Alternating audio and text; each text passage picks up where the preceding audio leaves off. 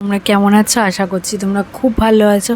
তো সামনেই যেহেতু পুজো, তো কদিন আগে তোমরা জানো যে আমার শ্বশুরবাড়ির লোকের জন্য আমার বাড়ি থেকে কেনাকাটি করে দিয়েছে যে পুজোর জিনিসপত্র। তো আমার বাড়িতে জন্য শ্বশুরবাড়ির লোকরা কী কী কিনেছে সেটা তোমাদের আজকে শেয়ার করব।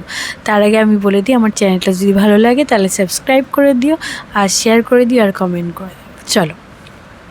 হ্যালো বন্ধুরা, তো দেখতেই পাচ্ছ আমরা রেডি হয়ে গেছি। তো সন্ধ্যা ঠিক না, আমরা ওই 8:30-9টার দিকে গেছিলাম, কারণ যেহেতু সব রান্নাবাড়ি সেরে। তো যাই হোক, যেহেতু দেরিতে গেছিলাম, অনেকটাই দেরি হয়ে গেছিলো, ফাঁকা হয়ে গেছিলো। তো তোমরা দেখো, ফার্স্টে অনেক কিছুই কেনাকাটি করেছি। তো ফার্স্টেই তোমাদের দেখায় একটা শাড়ি, এটা আমার মার জন্য কিনেছি। তোমরা জানো এখন অর্গানজা শাড়ি খুব ট্রেন্ড চলছে।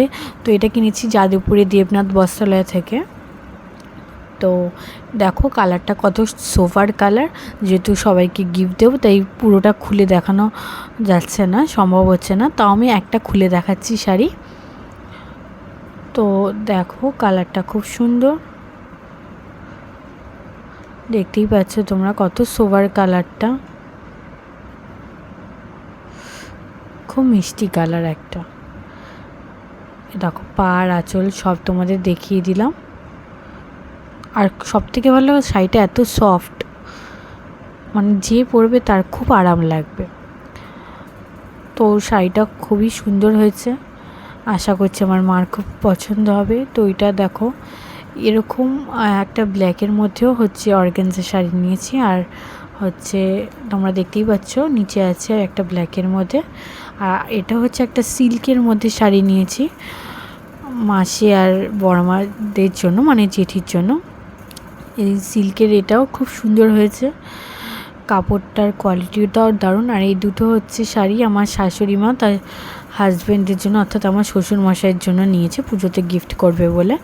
আর এটা আমার হাজব্যান্ড আর ননদের জামাইয়ের জন্য আমার শাশুড়ি মা আর কি গিফট করেছে আমার হাজব্যান্ডের জন্য আর তার জামাইয়ের জন্য। এটা পাঞ্জাবিটা গিফট করেছে। ফার্স্ট এডটা আমার বরের, আর সেকেন্ড এডটা আমার ননদের বরের।